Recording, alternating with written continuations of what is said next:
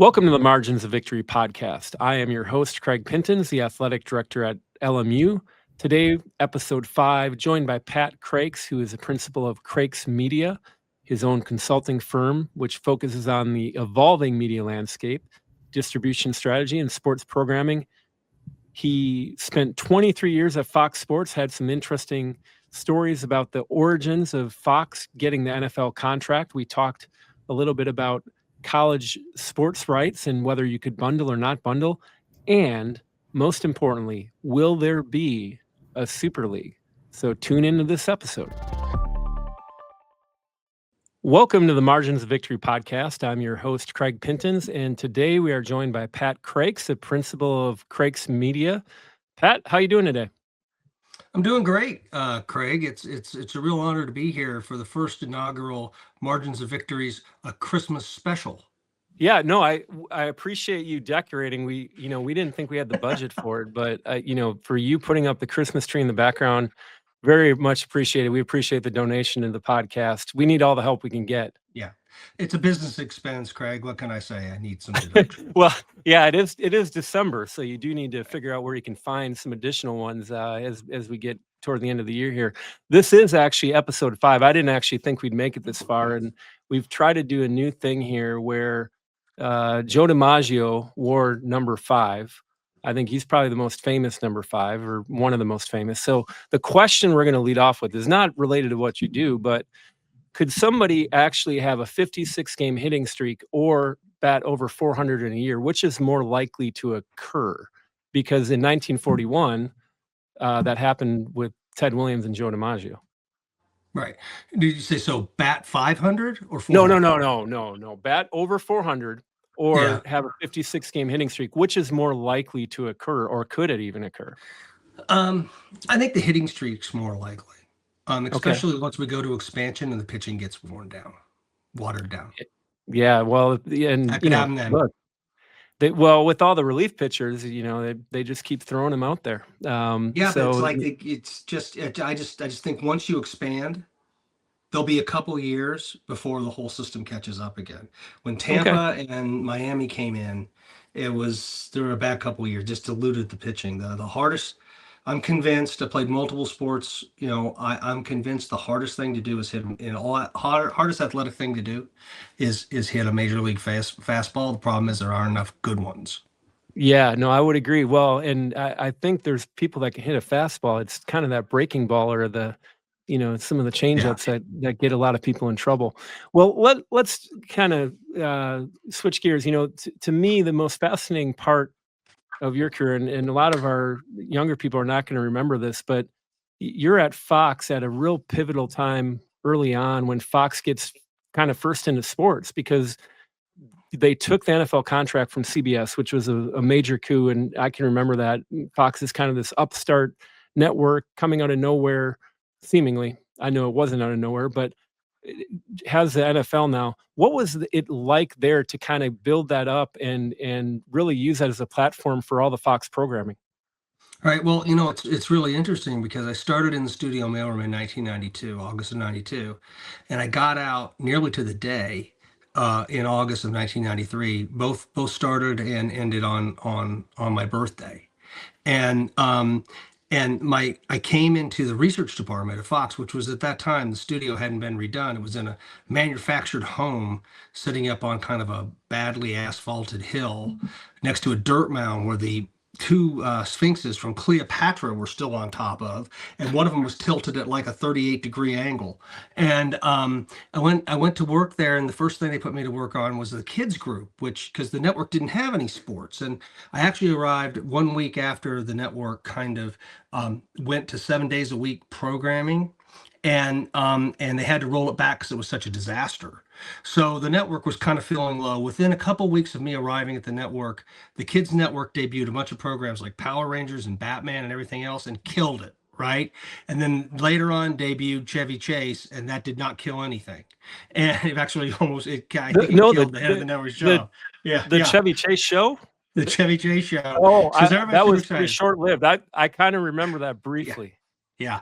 And in the midst of all that, those couple weeks when I first got there, there was this there was this project related to the NFL where I loaded slides into 6 carousels for a slide projector, right? Because that's what we were doing in '93 for David Hill and Chase Carey's presentation to take the NFL away from CBS. And off it went, right? And then a couple of months later, we got the word, we got the NFL, and David Hill arrived, and we became. He used to joke we were Fox Sport, and I went from being the kids analyst. I think I had Saturday night. I had Cops and AMW. I was doing the ratings analysis for Cops, AMW, the Kids Network, and all of a sudden the soon-to-be NFL. And it was a fascinating time because the network was truly the establishment didn't really love it, but it was working, and Rupert had a vision. He used the NFL.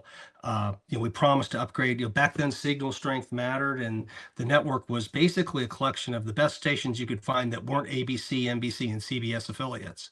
And he went out and he sent Preston Patton out, and Preston Patton went out and did a bunch of station flips, and he bought the New World Station Group, which took the signal from 58 or something in Detroit to 2. And basically that upset the establishment even more, because now they're messing with everybody's local news. But he did improve the footprint, change the economic structure of the business with a huge risk.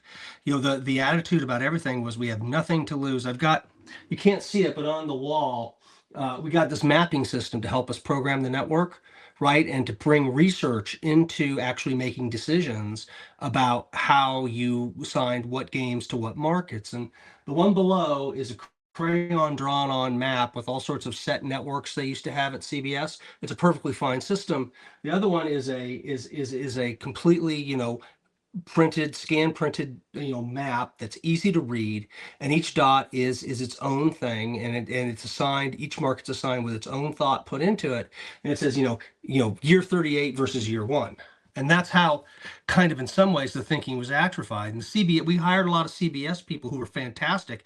They came over, they got it right away, including led by the legendary Ed Gorin. Yeah. And we were off to the races. Take risks, try to do the best you can to be modern, while still at the same time being reverent to the sport you're producing. That was one of David's big things. He used to call it sugarcoating the information bill. And it was wildly successful. I mean, simple things like having fun and treating the pregame show as something where people are there to have fun and watch a game, right? That's still the Fox Sports brand, probably. We used to test it. I helped create the consumer research group there. I ran it for 20 some odd years. I left it at a $2 million budget and 4 full-time FTEs just in that group, doing everything from price elasticity studies for Netflix to talent testing. And we learned that, Fox Sports, if you walked into a bar, it would be the network you wanted to have a beer with. And it just really worked. And small innovations like giving people what they wanted, like the Fox box, score box, and things like that. It was a fascinating time, and things move fast, right? It was wildly successful. A lot of people were very worried about it. And we had baseball. Next thing I knew, we were supposed to be responsible for making baseball younger. You'll be interested to know, Craig, in 1995, if young people don't start watching baseball, no one will be watching it by 2025. Now, the funny thing about that is people are still watching it. We learned later, if baseball is something, this is part of, we grew up as a network, but we did research and stuff. Baseball is a sport you interact with when you're young with your family. You leave it as a young adult and you come back to it when you have a family. That's why baseball is old. It's always been old. It's always going to be old. And all those people were wrong. It's like you learn. A couple tidbits in there. I can remember that time of Fox coming in, because I grew up in the Milwaukee area. Milwaukee had channel 58 was Fox originally, and then it switched to 6, which was CBS, and then CBS became WITI? 58. Was it WITI? Yeah, WITI. Yeah. There you go. I still remember it. Good pull there. Good. Yeah. And then on the baseball front, I think you're exactly right. Baseball is something, unfortunately, being a long-suffering Milwaukee Brewers fan, have watched them lose to the Dodgers multiple times now, and have been, got to at least see Shohei make some history at Dodger Stadium. So I guess it was worth it for that, taking my sons to that. But, you touch on something that's really important, because I think we're also at a interesting time right now where there's that potential for disruption among some of the media entities that have gotten into streaming. And, Yeah. I know your opinion on streaming a little bit, but you've got kinda the swirl of Netflix and Amazon and Apple kinda dipping a toe in, but they haven't made quite that all-in investment on, either a league or a conference yet. Could that happen, and would it be that type of same disruption that Fox was, in the early '90s? Yeah. In some ways, I could argue that we're still going through the same disruptive era that Rupert started. What Rupert saw was there was room for incremental sports media entertainment in general. That's why he created a fourth network, that entertainment and sports were undervalued. And the cap by the three television networks were kind of keeping it in a box. And he took risks to unlock it. And we're still seeing it today. And the streamers provide, the streamers, far from being kind of zero sum on all of this, what they've been is plus plus sum. They've been additive. What they've done so far is they've largely taken the things that the established system can't take anymore. It's too expensive. The old system is declining. It's in secular decline. I've been told every year for the past decade it will be dead next year. It's still not dead. It's still profitable. It still pays most of the business, most of the bills. Certainly for sports media today, streaming for everybody except Netflix is a highly problematic business, because it doesn't have a lot of the characteristics of the system, the old system that built these content costs, the pay TV system, where it was a natural monopoly, had government acquiescence and cooperation and pricing and scaling and insulation from competition. None of that exists on the digital side. And the Netflix example is not instructive because of all the advantages they launched with. That Netflix doesn't exist anymore. The price is more expensive. It doesn't have all the content, and it didn't launch. Nobody can launch on the kind of system Netflix did, which was the biggest, one of the most successful mail order businesses of all time. They just auto enrolled folks. So that's all gone. It's a different world. But I think the streamers have been incremental, and they've been supportive in the sports rights media space. If you take a look at kind of where they filled the gaps, starting with Thursday Night Football, no takers except one. They took it. You take a look at the NBA deal. We added a partner that has its own streaming assets, and took a new partner that has streaming assets, but we're got more games on broadcast television than we've probably ever had before. The new baseball extensions see an element of that. You look at the UFC, it goes from ESPN, it goes over to Paramount because Paramount has a new portfolio. They optimize and going to use CBS and streaming. So it's been plus plus so far. And the streamers themselves have not come out and fulfilled the narrative. They are a big part of the system, but there really was, if you go back 4 or 5 years ago, the trumpets were a blaring.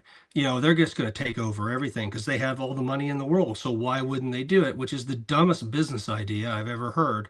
But you'd be surprised how many people came to me with that idea during that time. I think after we were done with the In Vivo project, um, the first article I was quoted in was an NBC News article by a very good reporter named Claire Atkinson, and it was a very balanced article in which I was skeptical about Facebook getting all of the NFL or even some of it. Everybody else was pretty bullish on it. And the headline said, "Game on, Facebook to take all NFL rights."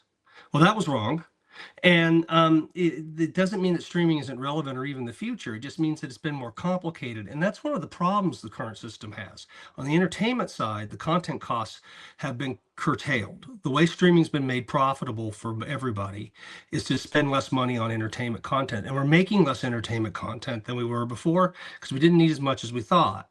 On the sports side, the way you've controlled costs is either let some things go and go to somebody else's portfolio where it might optimize more, or find more partners to spread the increase around. That's the phase we're at right now. The question is, where do we go from here? Do we need consolidation? I think we do. And what happens to media rights, sports media rights in a consolidated environment? Is it something similar to what's happened to entertainment, or something a little better? But I don't necessarily know that I believe every prediction about the moon and sports media rights going forward. That doesn't mean I don't believe we're not going to have good increases. Well, let's hit on consolidation a little bit because obviously that's been a hot topic with realignment. And the way I've tried to explain realignment to people is it's a math problem, and I'm curious you're the expert, so I'm curious if I'm actually even in the right universe here. But it's a math problem whereby when you add additional schools to a conference and then you do division by the number of teams, if everybody gets a little bit more, you make that decision, at least at the Power 4 level. Is that an accurate statement when you're talking about realignment? I think it has been direct, like is like, okay, let's start this with, kind of here's how we begin our understanding of this. If adding people adds more money for everybody, then you say, okay, well, that makes sense. What are the details? All right. And one of the reasons why it's been structured, some of these late realignments, the big ones have been structured where the new schools get less for a while, is because it didn't work out exactly because you had to work through the system. Yeah. I mentioned earlier that pay TV in secular decline, about 65 million homes, still pays most of the bills through broadcast retransmission and broadcast retransmission reverse compensation fees. Okay, which essentially turns a local broadcast affiliate into the equivalent of a pay TV station. Most viewing to broadcast affiliates comes from pay TV. Most people don't even know this. You do add homes via over the air. There's about 15 million homes in the United States. It goes up slightly a little bit the past couple of years, but it's not breaking anything, right? It's like it is what it is. Um, and those economics are very crucial. They come from pay TV. So that's what everybody's been looking to kind of optimize, and you have to do the math within the pay TV system. You can't say, well, and streaming will come in and replace this anytime soon. You have to do the math in a declining system. You also have to follow that system, which means you get new content. Unless you have secured some kind of right to surcharge if you expanded, which the pay TV distributors won't let you do anymore, you have to wait a couple years until the distribution contracts come up and you renegotiate them. And we get, the YouTube TV, we get the YouTube TV disruption that we had recently, right, with ESPN, right? ESPN has invested heavily in college football and several other types of sports, NBA. They've let other sports go and they have to monetize on that. And that distribution carriage fight had to happen. YouTube TV, by the way, I know everybody loves it. What is it without ESPN? They both need each other, I'll right? tell you this, that it's not, because as a YouTube TV subscriber, I had to find an alternate way to watch a few Yeah. games. Yeah. So you have to do the math inside this declining system. So it's gotten harder. So bringing people in, they have to take lower shares in the short to medium run. As we go forward, the declining pay TV universe is creating increasing stress on expansion. Several years ago, when Florida State and Clemson were being advised that they could break the grant of rights, which they couldn't, and they could go pivot themselves to some other conference because every conference wanted them, I knew that wasn't correct because I knew what the math was, and I knew adding Florida State and Clemson to either the SEC or the Big Ten was going to be a big problem. In particular, after Oregon and Washington got into the Big Ten, right? It's like the current system was tapped out. So there has to be structural changes within the pay TV system. Some channels have to go away. Some sports have to get less. So the sports that watch more, by the way, college football, top three most important sport to the pay TV bundle, probably, maybe number two behind the NFL. And, it just wasn't realistic. So the system had to digest all of this. The sub declines in the pay TV bundle are not abating. Now, you could make an argument that they will at some point. I think that may be reasonable. Certainly, the slope of the decline can abate, but where the money comes from in the future to pay for everything is a really great answer, a really good question. And the really great answer isn't always, well, just Amazon will pay for it, because they clearly won't pay for everything, and neither will Apple or anybody else. Just ask the Pac-12 Classic how that works out. Over $30 million, both those entities. Amazon, I think, ghosted them, and Apple came in with an offer I can only describe as cruel underneath it. So these tech giants, these are not their primary businesses. They're searching for ways to lever media in the context of what each one of them does, and they all do a different thing. And therefore, media means something to each one of them a little differently, and its role and how much they need and how much they want is one of the reasons why they're going slower, and one of the reasons why each one of them is investing unequally, where Amazon's investing the most in being your number 3 or 4 partner, and Apple's investing the least, where in 2.5 years they're going to have one sport, Formula One. So, how many actual college football teams drive ratings and have a actual value, because even within the two conferences everybody points to, the Big Ten and the SEC, there are probably some, if you look at the ratings, and you can clearly look at the ratings, I'm not going to call those schools out, but there's some schools that don't produce any ratings. So how many college football properties are there that actually drive ratings for networks? So, that are basically obey extreme power law, three distribution, probably 20 at the most.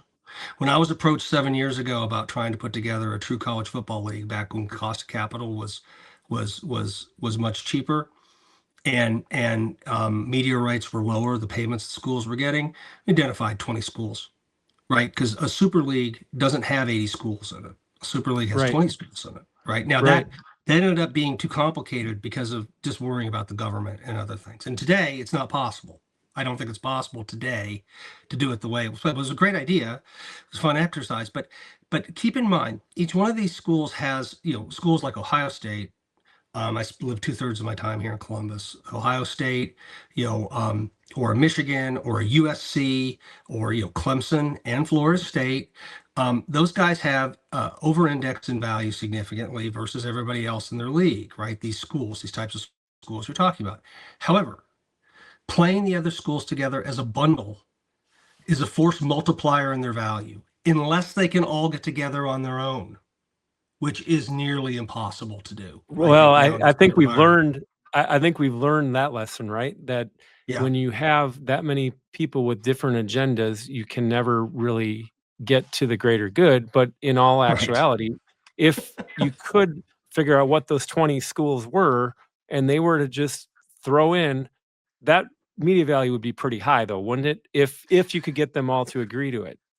If you could get them all together, you would extract probably most of the media value you extract today from the system. However, right, you need all of them, and that's not, so if you can do that, great. If you can't do that, if you only get 4 or 5 of them, it goes down. Again, the value in these conferences are they are a bundle. These schools have to play somebody. If they can't all just play the top 20 schools, right, that have intrinsic value outside of their individual seasons. Michigan can underperform for a decade and still be Michigan. SC can underperform for a decade and still be SC, right? Indiana, my alma mater, cannot.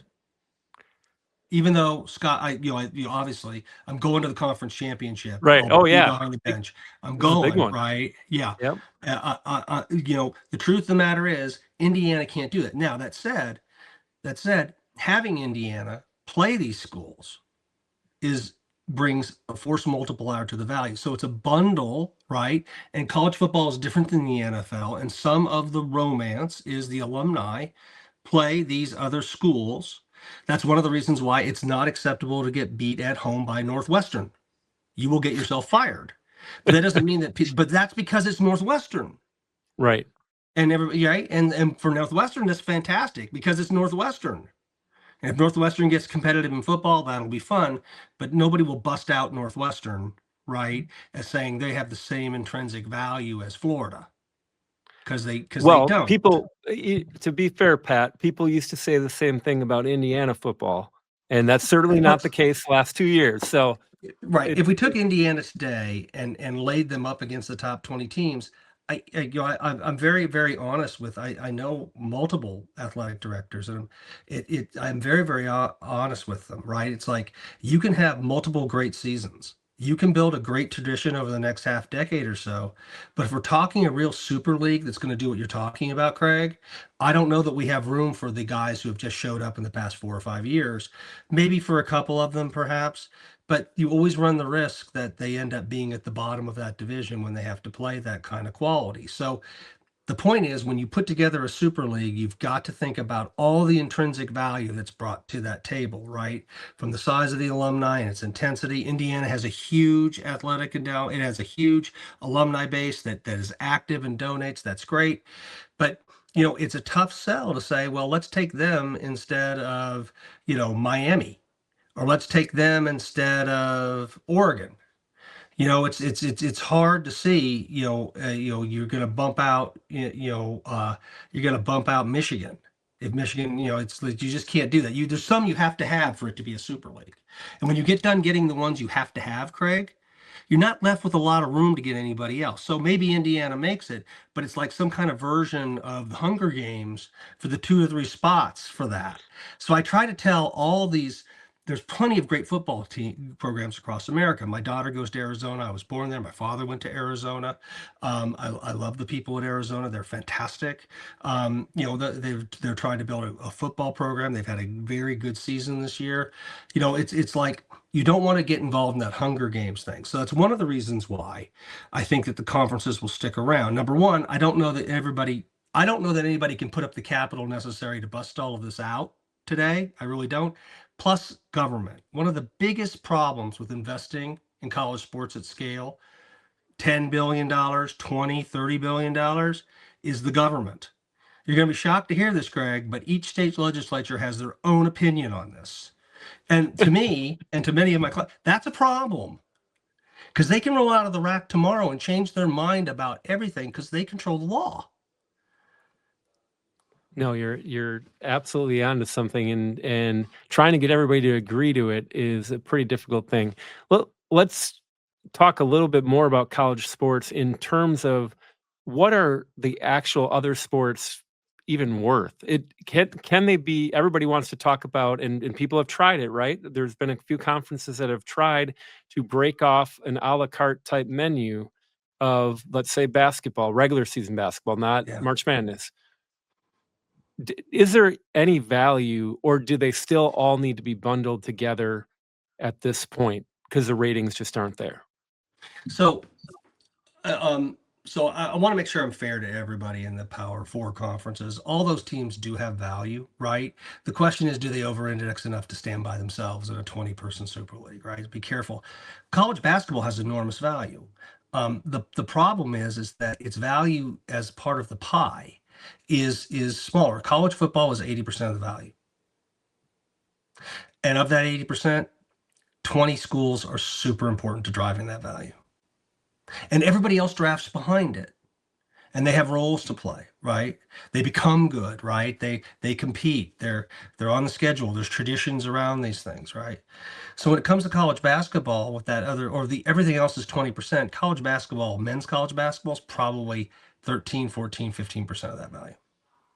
And so it does have its own value. You could try something like that. It just doesn't drive enough strategic value unless it's bundled with football. You've got to bundle this stuff together to really get the extra multiples, right? Because people need inventory. And you can do multiple packages. Some people want to just take a college basketball package, but you've got to tie a lot of it together. And when you do tie it together, 1 + 1 = 3. If you do it outside of bundling it, you're at the mercy of being evaluated simply by yourself and the people you've acquired, the smaller group of folks, the smaller amount of inventory that you've put together. You don't want to be like that. What you want to do is be evaluated with the whole package. You want to bring all your sports, or as many of your revenue producing sports as you can, together, right? If you want to over-earn. Because you need to over-earn to help the other sports, who also can have value if you give them time. I mean, we've seen the rise, as the pay TV bundle has lost the entertainment content, it's migrated to on-demand platforms at quite frankly, I don't know. I think Disney's lost $20 billion in the past 3 or 4 years streaming. That was not, a fantastic value builder out of the box, but other sports have emerged, right? And the pay TV bundle has become more sports centric, and we've seen the rise of other sports, right? That's fantastic to see, and it's driven more intrinsic value. But you're not going to have that value unless it's bundled together with the stuff that really kicks it off, and that's college football and then the men's basketball. The other sports can gain value, but they're never going to be the tip of the spear on this. So I'm a big believer in bundling these things together if you can, whether it's like your whole, like the your whole NCAA sports championship package, which is over at ESPN. I'm on the record publicly saying I didn't think it was right to split apart the women's tournament, and I'm glad they didn't. Because the women's tournament helped build value for the other sports, and the other sports supported it with its partner who has a programming hole at that time of year, ESPN, and who could air all this content and treat it as core. There's a lot of When you're an educational institution that plays sports, you have a lot of fiduciary responsibilities. And one of them is you're trying to support these other sports. And that was the most effective way to do it for the most money. And not so I'm a big believer in bundling this stuff together. And the value of college football can be levered, I think, for most of these conferences and institutions by bundling, right? And maybe they expand some more when there's more money somewhere out there. But bundling and levering as many of these overvalued assets with force multipliers of other content. Because there's more shelf space than ever, Craig. More shelf space than ever. It's an infinite event horizon. It just never stops getting bigger and bigger. So there's lots of need for shelf space. There's lots of strategics. I think the best way is to stay bundled as much as possible and draft all the things along together as much as makes sense. So if you're in an athletic department, let's say you're an athletic director and obviously you're hearing from your conference in terms of the negotiation and where things might be with a TV contract. There is a balance between distribution then and the actual revenue dollar, and you have to weigh those two side by side because you could be sacrificing some dollars for eyeballs and distribution of some sort. Is that a fair statement?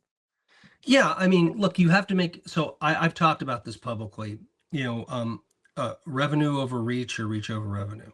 We've reached a point where some sports are making a complete, that's a binary choice for them. Formula One in the United States, 100% revenue over reach, 100%. Okay. That's what they did.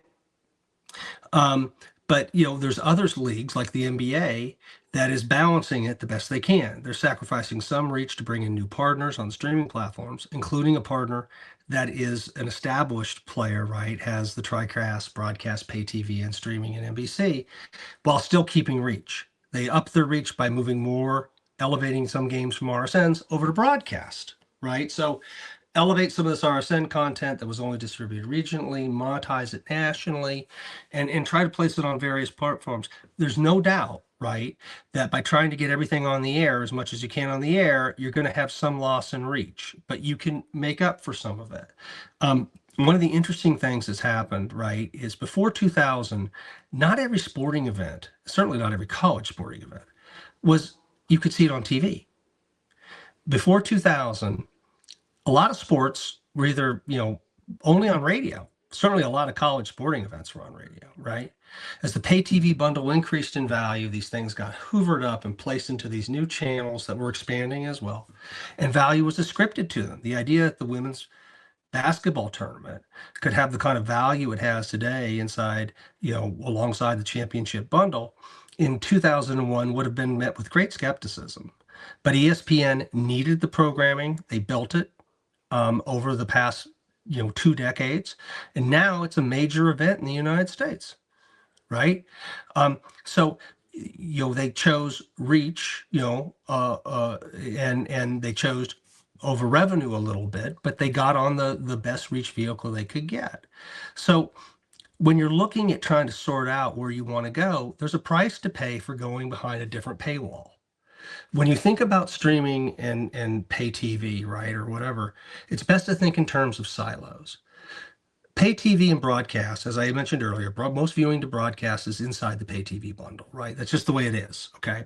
So that's a silo, okay? You jump into it and you find all this content via the EPG. All the streaming services are also silos. Streaming is not a silo. You do not turn it on and go into streaming and then, no. Each one of these is little silos, right? I mean, Major League Soccer was inside a Apple TV silo and then inside a further silo that had a paywall behind it.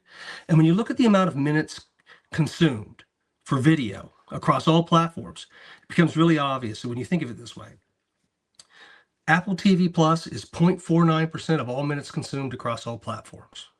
By comparison, Amazon Prime Plus channels, 3.5%. Netflix, 8%, YouTube proper, 12%, broadcast pay TV, still above 40%. So if you go jump behind a streaming silo, you're putting friction between yourself and your ratings. And there's some price to pay. So Even Thursday Night Football with Amazon, with all that they brought before, with the number one programming in the United States, right? Number one programming content in the United States, the NFL, it still hasn't caught up with where Fox was doing it years ago. And by the way, it's doing really, really well, and it's a fantastic achievement, and it serves everything the NFL needed because the NFL's opportunity cost was zero, right? And they're still over the air in the franchise markets, right? That helps the ratings too. They're the only sport that does that when they go to streaming. But the truth of the matter is that there is an opportunity cost for embracing these alternate program platforms, but that's where the money is because the established platforms are under pressure and they're prioritizing. Look at ESPN. In the past 6 months, ESPN has let Top Rank Boxing, Formula One, and the UFC go. While they've reinvested in the NBA, more college football, they're going to have expanded college football playoff, right? And the NFL. They're just changing their portfolios because being everything to everybody doesn't matter so much anymore. So this reach versus revenue is something to think about, right? And if you're going to take all the revenue, you can expect us to give up something in reach, depending on who you go to. You're giving up something, no matter who you go to, you're giving up something in reach. Somebody brought up a really good idea about Netflix the other day that I hadn't thought about, right? When you think about the algorithm in Netflix, if you're not a fan of a certain sport, it may not serve you, right? Something that tells you that this kind of sport is on, right? So you don't get any opportunity to sample it. In the old bad pay TV bundle, that programming guide, Craig, you remember how much everybody hated that damn thing? TV Guide. Turns out to be the best content discovery thing of all time. It turns out we were all wrong about it. Can you imagine a college football Saturday without most of that in there? You find stuff you never thought you'd watch, and you're flipping around. And just a side note, I was a couple of years ago, I was in an article here in Columbus about the first Ohio State football game on Peacock, and I said, look, this is just the way of the future. Everybody's not going to get everything, and people were trying to find my address. Oh, yeah, that might not have been a real great quote to make, Pat, in Columbus. That would not have been real popular, given people just trying to figure out Peacock. Well, you touched on silos. I think anybody that works in college athletics is very familiar with silos. So that analogy is perfect because we all live in a silo of some sort. So last question is not even related to TV media rights, but we've asked this to every guest. Who is your all-time favorite athlete and why? My favorite athlete of all time is Tony Perez because he was a fantastic baseball player who was total class. And he I love the Big Red Machine. We moved from Alaska to West Virginia when I was about 10, 11, and we used to go down to this lake in the summertime, just turn on the radio and listen to, that was the years of the Big Red Machine. It was fantastic, and listen to it. And Tony was just always somebody I always gravitated towards. So I thought he was quite a guy, and he had an impact on me. And I tried to play baseball as long as I could, but it turned out, Craig, you'll be shocked to hear this, I'm better at running into things than I am chasing after small things and catching them. Well, that's a good thing. You know what? Tony Perez, really underrated member of the Big Red Machine. Certainly listening to, you probably got your first exposure to media listening to Marty Yep. out in I know Cincinnati on the radio. Yeah, I know Tom. Yeah. I know Marty Berman and Joe Nuxall. This is Joe Nuxall, the old left-hander, around in third. Oh, threw a no-hitter, I believe, when he was probably 15 or 16 or something like that. So crazy. Made his major league debut when he was really young. All right. Well, Pat, this has been very awesome. I appreciate you bringing the holiday cheer with your decorations. And again, make sure you get that right off. Yeah, I will. And everyone have a Merry Christmas, Happy Holiday, Quality Kwanzaa, Super Solstice, and a fabulous Festivus. Oh, I couldn't have said it better myself. Thanks, Pat. Okay, bye-bye.